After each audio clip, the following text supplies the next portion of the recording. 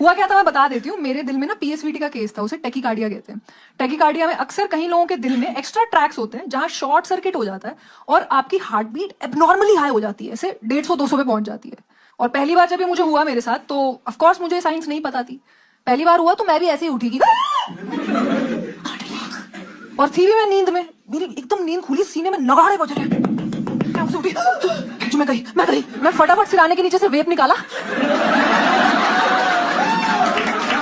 जैसे तैसे मैं रूम के बाहर निकली, मैंने मम्मी को देखा, मैंने उन्हें आवाज मारी, मेरी माँ ने मुझे साइड किया, कह रही कौन है अंदर, कौन अंदर, बाहर निकलो। इन्हें लग रहा है मैं सुबह 8 बजे मचा रही हूँ। वो तो मेरे पापा ने देख लिया, मुझे दिल थामे खड़ी है ये, फटाफट मुझे गाड़ी में बिठा के इमरजेंसी में लेके गए हॉस्पिटल। वहां जाके एकदम ही क्योस मचा हुआ, हमें कुछ पता ही नहीं था कि हुआ क्या है मेरे साथ। डॉक्टर्स आए, उन्होंने ईसीजी वगैरह किया, इंजेक्शन देके मेरी हार्ट बीट किसी तरह नॉर्मल करी। हम बहुत डर गए। And finally doctor explain to my mother कि मैम इनके दिल में एक डिफॉल्ट प्रॉब्लम है, उसे पीएसवीटी कहते हैं। तो मेरी मम्मी कह रही कि नहीं नहीं डॉक्टर साहब, इसे तो एलजीबीटी है। तो डॉक्टर कह रहे नहीं नहीं मैम वो दूसरी बीमारी होती है। हमने सोल्यूशन पूछा है, वो कह रहे नहीं आपके लाइफस्टाइल पे तो मैं मेडिसिन भी रेकमेंड नहीं करूंगा, एक प्रोसीजर होता है एब्लेशन का, आप वो करा लीजिए। हमने पूछा कि उसमें क्या कैसे, कह रहे हैं वो जो एक्स्ट्रा ट्रैक्स है ना उन्हें लोकेट करके हम जला देंगे। तो पापा ने कहा नहीं करवाते तो कुछ कॉम्प्लिकेशन आएगी क्या सर? कह रहे बिल्कुल, कल को प्रेगनेंसी में कॉम्प्लिकेशन आ सकती है। तो खूब तेज किया से मेरे पापा कि हाँ डॉक्टर साहब, इसकी कॉम्प्लिकेशन में प्रेगनेंसी नहीं आ सकती, इसे बच्चे के बाप ही नहीं पसंद।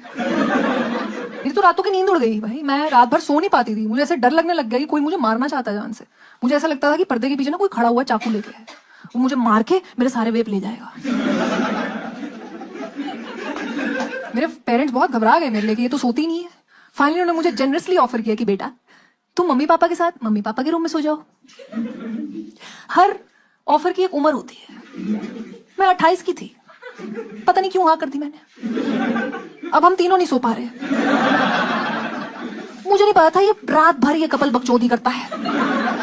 रैंडमली रातों को मेरे पापा 2:30 बजे उठ जाते थे, ऐसे खिड़की के बाहर जाके पर्दा हटा के देख रहे कि ओ आज रात तो बहुत रात है। अंगड़ाई ली और कैजुअली जाके फिर सो गए। भाई मैंने इन मियां बीवी को जागते हुए इतनी कोऑर्डिनेशन में नहीं देखा जितनी उस रात इनकी खराटों में कोऑर्डिनेशन थी। ऐसा लगता था बात कर रहे हैं आपस में। खाने में क्या है? पनीर भुजिया। पूरी रात का यही साउंड ट्रैक होता था। एक रात मेरी मम्मी अपना फोन की लाइट जला के फोन ढूंढ रही थी। हम लोग घर से निकले ऑपरेशन के लिए और मुझे याद है एक ही गाड़ी में गए थे हम, मैं, मेरी मम्मी, मेरे पापा और मेरी गर्लफ्रेंड। पहली बात तो ये क्या कॉम्बिनेशन है, इतनी ऑकवर्ड साइलेंस था उस गाड़ी में। थोड़ा थोड़ा पीएसवीटी सबको हो रहा था। मेरी माँ ने प्यार से मेरा हाथ पकड़ा हुआ था, मेरी गर्लफ्रेंड ने गुस्से में अपना हाथ पकड़ा हुआ था कि ये खत्म हो जाए ये रास्ता बस। We reached the hospital and मैं बहुत देर से ना अपना फोन वाइब्रेट पे रखा हुआ था। मैंने कितनी देर से वाइब्रेट करा था, फाइनली मैंने देख लिया कि क्या हो गया। ट्विटर खोला, उस पर 218 नोटिफिकेशन आई हुई थी। मैं मर गया क्या इलॉन मस्क? पर एक्चुअली मुझे अपने एक जोक के लिए बहुत गालियां पड़ रही थी। बैक टू बैक रीट्वीट्स आ रहे थे। एक वाइब्रेटर वाला जोक था मेरा, दमाद जी वाला, जिसकी कुछ इंटरप्रिटेशंस अच्छी नहीं निकली। फिर मुझे याद है मुझे आईसीयू में लेके गए, वहां पे इतना सारा ना वहाँ फॉर्मेलिटीज होती है, आपकी ड्रेसिंग होती है, कनोला वनोला लग जाता है, बहुत ही ओवरवेलमिंग सा होता है। मुझे सुसु आ गया स्ट्रेस में। तो मैंने नर्स को बुलाया, मैं कहा मैम कहाँ कैसे जाऊँ? कह रही नहीं अब तो आप जा नहीं सकते। मैं कहा मुझे आया है। कह रही आपको मैं करा देती हूँ। मैं कराओ? आई स्वेयर पीछे गई, एक डोंगा उठा के ले आई, कटोरा ले आई मेरे आगे। मैं ये इसमें मेरे 1 मिलियन फॉलोअर है, मैं कहा इसमें कैसे करूं? कह रही घबराओ मत स्वाति, आप इसको बस पीछे रख लो, ऐसे ही आप लेटे लेटे कर लो, आप घबराओ मत, मैं देख रही हूँ। को वही प्रॉब्लम है, आप क्यों देख? कह रही नहीं आप शर्माओ मत मैम, हमारा तो रोज का ये, हम तो रोज देखते हैं। मैं कहा तो एक दिन एक शो मिस कर दो आप मेरा दिन देख रहे हो सोफा। मेरा हार्ट ऑपरेशन है आधे घंटे में, मैं रिपब्लिक भारत पे हूँ और डोंगे में मुझ चुकी हूँ। प्रोसीजर से पहले मुझे बोल रही है कि आप घबराना मत स्वाति, अगर आपको अनकंफर्टेबल फील हो ना प्रोसीजर में तो आप पेन बोल देना, तो हमारे जो डॉक्टर हैं वो एड्रेस कर देंगे। मैं कहा मैंने क्या बोलना है मैम, मैं वैसे भी बेहोश हूँ, इट्स ऑल राइट। कह रही स्वाति ये प्रोसीजर होश में होना है।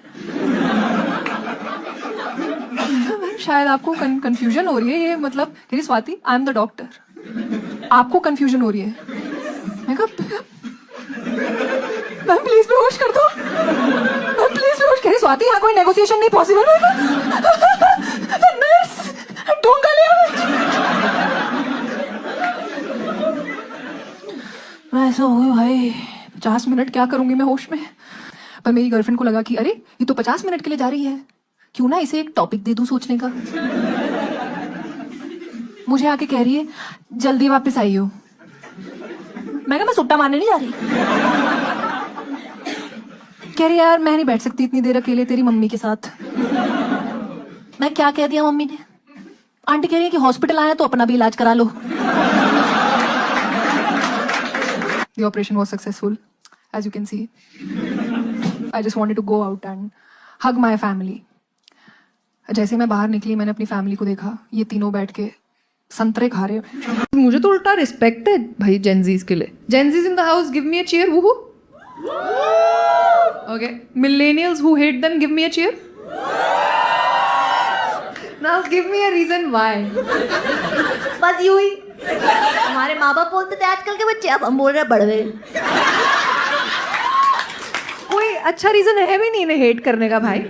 ये 16-18 साल के है, यही है इनकी गलती। भाई 18 साल का बच्चा तो फुद्दू ही होता है ना।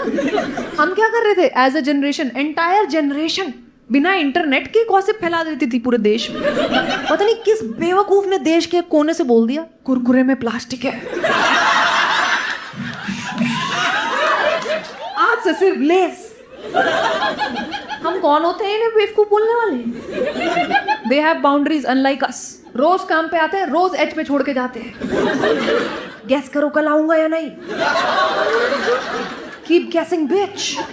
मिलेनियल रात को 9 बजे लैपटॉप ठोक रहे हैं। माँ बाप का बीमा कराना है,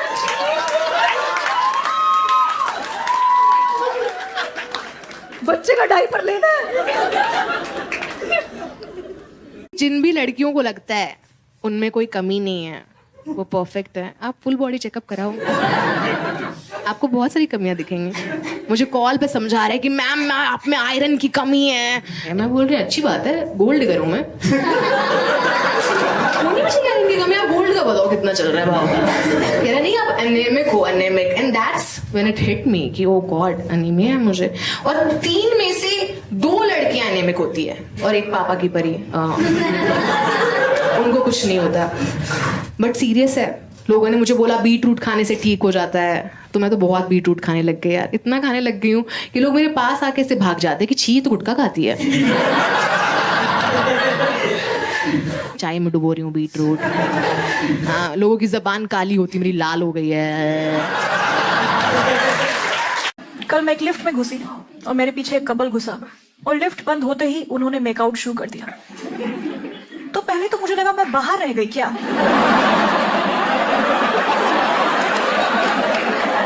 मुझे बिलीव ही नहीं हो रहा है। एक तो भैंस की आंख लिफ्ट का म्यूजिक बंद कराओ। ये सैक्सोफोन सुनते ही बजाने का मूड में आ जाते हैं सारे। मैं इतनी वियर्ड आउट हो रही हूँ गाइस। मतलब ये एक तो मुझे पीडीए वाले कपल्स इतने डिल्यूजनल लगते हैं क्योंकि इनको लग रहा है ये इतना अच्छा परफॉर्म कर रहे हैं कि ऑडियंस होनी चाहिए। वो लड़का जो भी कर रहा है उसके साथ, बीच बीच में मेरे साथ आई कांटेक्ट कर रहा है। तेरे को क्या अपडेट दूं मैं? इसको लग रहा है वो इतना अच्छा कर रहा है कि मैं बोलूंगी भाई साहब थोड़ा इधर भी हो जाए। कब तक आप उधर बिजी चलेंगे? सुपर से ऊपर भाई साहब। इतनी वियर्ड आउट हो रही मैं। Lift is going up, he is going down, I am going through a lot. Panic में आके मैंने इमरजेंसी बटन दबा दिया। उससे मुझे पता ही नहीं था लिफ्ट रुक जाती है। तो समझ नहीं आ रहा इन दोनों को अवॉइड करना है। इन दोनों को अवॉइड करने के लिए कहाँ देखूं? आईना में देख रही हूँ, वहां आप तीनों दिख रहे हैं। लिफ्ट रुकी हुई है। वो कहती है oh my God he is claustrophobic. मैं कहा तेरे मुंह में बैठा है वो तब से। सालों से तो ये सुनती आई हूँ कि औरतों की त्वचा मुलायम होनी चाहिए। यही सुना है ना हमने, यही देखा है। औरतों के लिए कैसे एड्स बनाते हैं आप देखते हो। औरतों की रेजर की एड में गाइस, औरतों की स्किन पे बाल ही नहीं है, फिर भी शेविंग चल रही है उधर। पता है ऐसे सस्ते ऐड आप सिर्फ औरतों को चिपका सकते हो। किसी मर्द के ऐड में नहीं देखोगे टकला कंघी कर रहा है। guys, it's a different kind of marketing that exists for women. Korean skin care आ गया है women के लिए in the market. सुना आपने Korean skin care? 38 स्टेप का स्किन केयर रूटीन. 38 स्टेप पे पहले 10 स्टेप मुंह धोने के. अलग अलग वे मुंह धो रहे के पता नहीं क्या निकाल रहे हो मुंह से. आगे जा रहे हो 16वां स्टेप फेस ऑयल. मैं कहा फेस से ऑयल निकालने के लिए ही तो मुंह धोया था. कह रहे नहीं ये लगाइए, ये नेचुरल है, हमारी कंपनी बनाती है. तो ऐसे ऐसे प्रोडक्ट्स है Korean skin care. Snail mucin serum, सुना आपने इसका नाम? लड़के मैं बता दूं, स्नेल म्यूसिन सीरम स्नेल की थूक. एक जमाना हुआ करता था गाइस जब मुंह पे थूकना गलत मानते थे हम लोग. अब हम स्नेल को 1200 रुपए थमा रहे हैं, कह रहे लग जा दिहाड़ी पे. ये सब करके गाइस फाइनल स्टेप आता है कोरियन स्किन केयर का. फाइनल स्टेप आपको पता है? कोरिया सेटल हो जाना. मेरे पापा एक दिन कह रहे हैं कि लिपस्टिक मत लाओ, लिपस्टिक में कैंसर कॉजिंग इंग्रेडिएंट्स होते हैं. ठीक है, पर ये बात गुटखा थूकते हुए तो कह सकते थे. ऐसा करने की जरूरत नहीं थी कि लिपस्टिक में कैंसर कॉजिंग इंग्रेडिएंट. मूड खराब कर दिया मेरा. मैंने 12th के बाद कॉलेज के सेकेंड ईयर में आके बोला कि प्लीज़ मम्मी मेकअप दिला दो, सबके पास है. तब जाके उन्होंने मुझे नाइसिल पाउडर दिलाया. अभी मेरी शादी होने वाली है. मैंने बोला कि पापा आपको पता नहीं है ब्राइडल मेकअप 70 हज़ार का ब्राइडल मेकअप होता है. कह रहे तुमको झूठ बोल रहे, जब 30,000 में हम लोग घर पेंट करवा रहे हैं तो तुम 70,000 में मेकअप कराओगी? कैसे बताऊं उनको कि भाई मेरे फाउंडेशन से घर थोड़े ना पेंट हो रहा है.